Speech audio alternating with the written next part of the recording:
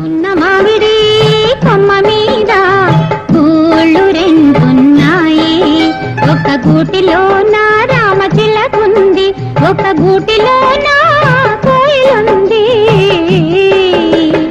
ఉన్న మామిడి కొమ్మ మీద పూలు రెండున్నాయి. చిలకేమో పచ్చనిది, కోయిలేమో నల్లనిది.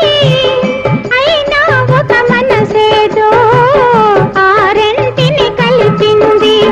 పొద్దున చిలకను చూడ